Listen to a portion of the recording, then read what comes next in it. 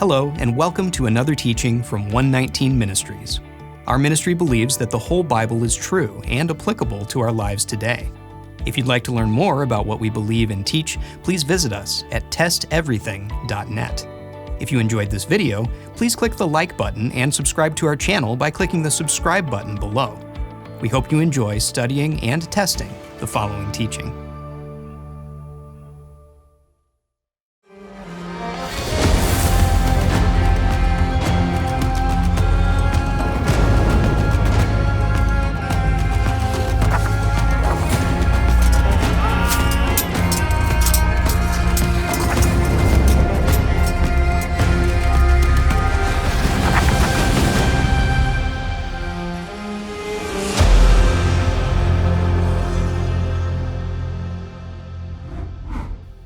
The Israelites are the people most prominently featured in the scriptures, but other peoples are mentioned as well. In this series, we examine what the scriptures and history tell us about these other peoples. Who were they? Where did they live? What was their culture like? And what did God have to say about them? In this teaching, we will focus on one particular people, the Canaanites. Who were the Canaanites? The Canaanites were descended from one of the grandsons of Noah, named Canaan. They called themselves Canaanites, but they were also called Sidonians, Phoenicians, Punics, and later in history, Carthaginians. During the time of Moses, the Canaanites occupied much of the land between the Mediterranean Sea and the Jordan River, the same land that God promised to Abraham and his descendants. Later, after Israel moved into the Promised Land, the Canaanites occupied the area that we now call Lebanon. The most prominent Canaanite cities were Tyre and Sidon, both of which were located on the eastern Mediterranean coast. Over time, they also founded many settlements and cities along the coastlines and islands of the Mediterranean Sea. What were the Canaanites known for? The word Canaanite in Hebrew is Kanaani, which means a merchant. This word is quite fitting because the Canaanites were highly renowned merchants for hundreds of years. They were well known for their ability to navigate the sea and for their massive international trading system. They built ships using wood from the famous cedars of Lebanon, and they launched those ships into the Mediterranean Sea to go on extensive trading expeditions, some of which lasted for years. Their ships acquired silver from Tarshish, bronze from Greece, and gold and spices from Sheba. They also traded animals and human slaves with many nations across the Mediterranean region. They are also the first civilization we know of to circumnavigate the entire continent of Africa. The Canaanites were renowned for their production of blue and purple dye. They extracted this dye from the Murex trunculus snail, which lived along the eastern Mediterranean shore. This dye was rare and considered very valuable. It was coveted by and sold to wealthy people all over the world. This Canaanite dye is likely what was originally used to make the blue threads that God commanded the Israelites to put on the fringes of their garments, as we read about in Numbers chapter 15. Numbers 15, verse 38. Speak to the people of Israel and tell them to make tassels on the corners of their garments throughout their generations, and to put a cord of blue on the tassel of each corner. How did the Canaanites worship? Like many nations, the Canaanites worshipped numerous gods, and they honored these gods by sacrificing to idols. There were 3 Canaanite gods that were especially prominent. One was Baal-Hadad, the god of storms. Since the Canaanites depended so heavily on seafaring, it would have been important to them to appease the god who they believed could sink their ships with storms. The second prominent god was Astarte, the goddess of war and sex. The Hebrews referred to this goddess as Ashtoreth. The third prominent god was Melkart, the patron god of the city of Tyre. The way Melkart was worshipped was by cremating human remains at a sacred burial site called a Tophet.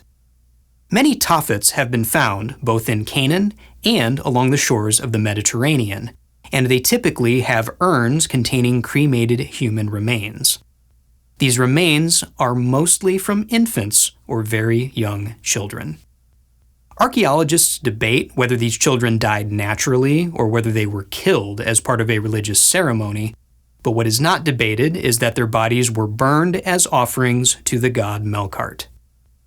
The Bible calls Melkart Molech, and it tells us that some Israelites who fell into idolatry also burned their children as offerings to this god.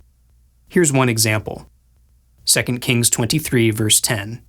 And he defiled Topheth, which is in the valley of the son of Hinnom, that no one might burn his son or his daughter as an offering to Molech. The Canaanites went on to found the city of Carthage in northern Africa. Both historical texts and archaeology attest that the Carthaginians continued this ritual of offering the cremated bodies of their children. What did God say about the Canaanites? God warned Israel about the idolatrous practices of the Canaanites and forbade them from intermarrying with them because he did not want them to worship the Canaanite gods. God said that the Canaanites practiced all kinds of sexual immorality and commanded the Israelites not to follow those practices. God warned that the Canaanite religious practices were so vile that they even burned their children as sacrifices to their gods, and he forbid the Israelites from engaging in any of those religious practices. Because of the Canaanites' wickedness, God commanded the Israelites to completely eliminate the Canaanites from the Promised Land. There are also two major prophecies about Canaanite cities. One is in Isaiah chapter 23, in which God said that Tyre and Sidon would be conquered by Assyria, but would regain their independence and economic power after 70 years. This is likely referring to the relationship the Canaanites had with the Assyrians through the 8th and 7th centuries BC, in which Tyre and Sidon paid tribute to the Assyrians. The other major prophecy is in Ezekiel chapter 27, in which God said that Tyre would be destroyed and never rebuilt.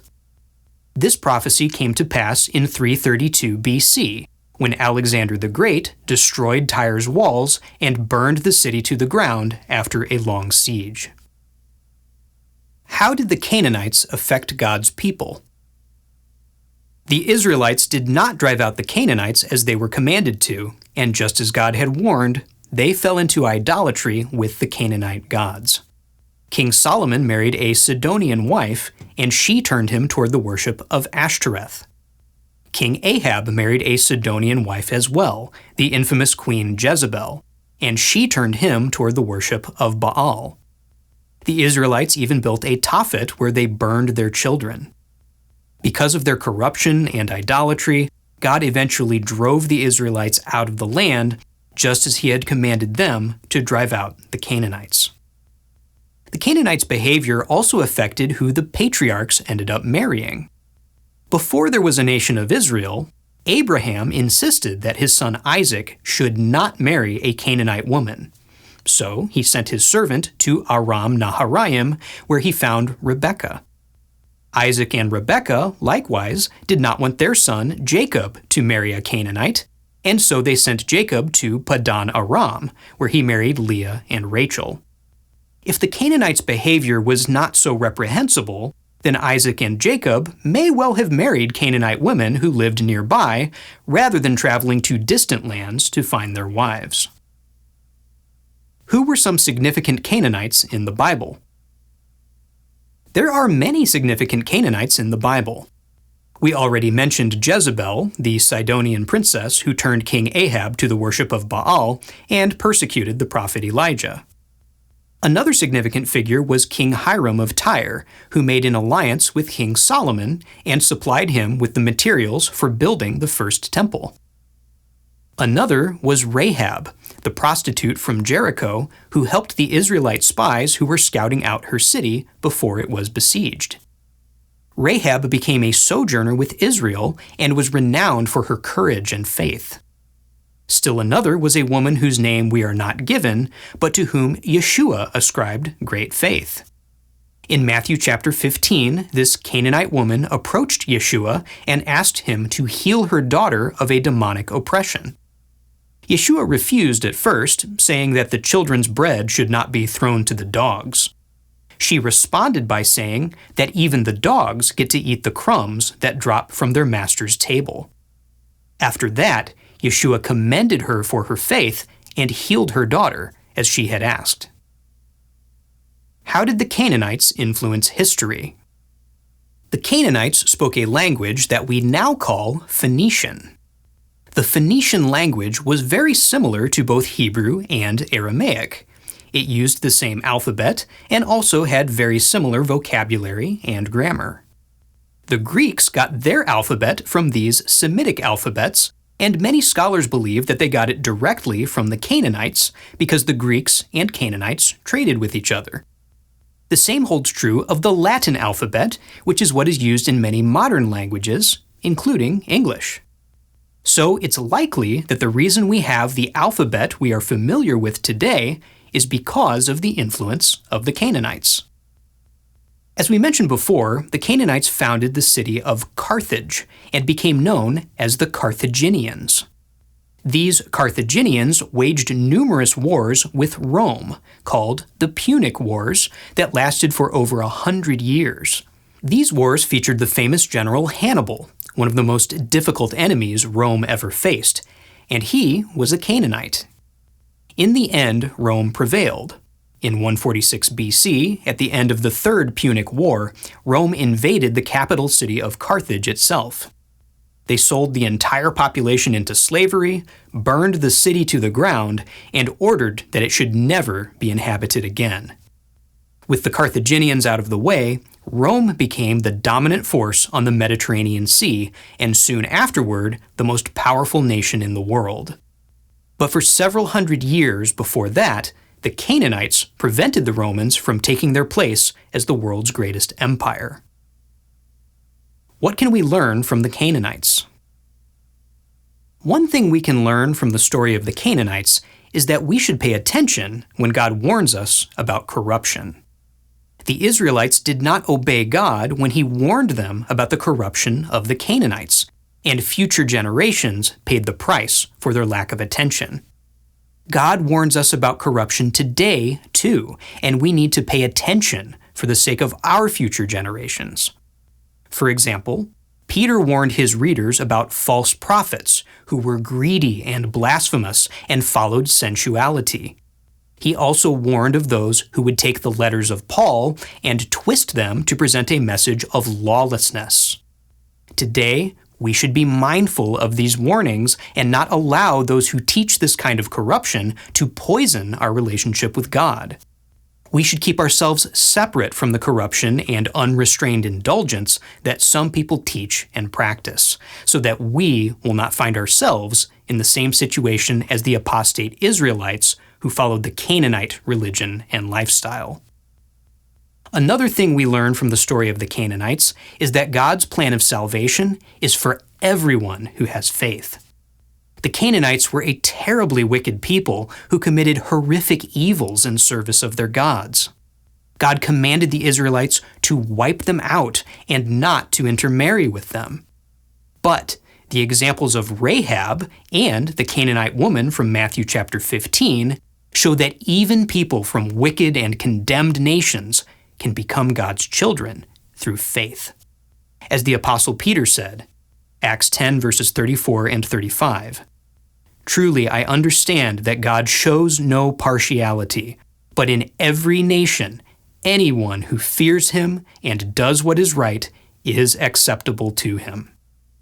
We should always remember that everyone, no matter their ancestry and no matter their past, can turn to God and be saved. We pray you've been blessed by this teaching, and remember, continue to test everything. Shalom.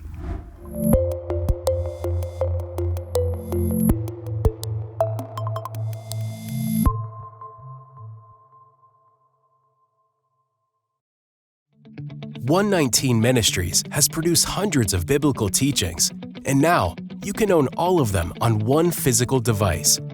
We're excited to announce that our entire video library in HD quality is now available on a flash drive. This drive can be plugged into your PC, phone, tablet, or anything else with a USB or USB-C port. The drive also contains written transcripts of our teachings for those who prefer to read rather than watch. Of course, we still offer all of our material for free at testeverything.net. But having a physical copy will allow you to watch our videos anywhere and anytime without the need for an internet connection. Having a physical copy will also ensure that our teachings are available if we are ever removed from video websites, which is a danger that ministries around the world are facing more and more. We want to continue to reach as many people as possible. Now, you might be asking, but what about all the new teachings released every week? Well, in addition to receiving all our past teachings, your purchase comes with free updates for life. Each flash drive comes with instructions that will allow you to easily download and store new teachings as they are released. Or mail us in the flash drive once a year, and we will update it for you and send it back at no charge to you. We hope you are blessed by this new resource. And as always, any proceeds our ministry receives goes right back into producing more teachings. Get your 119 flash drive today by going to 119flashdrive.com.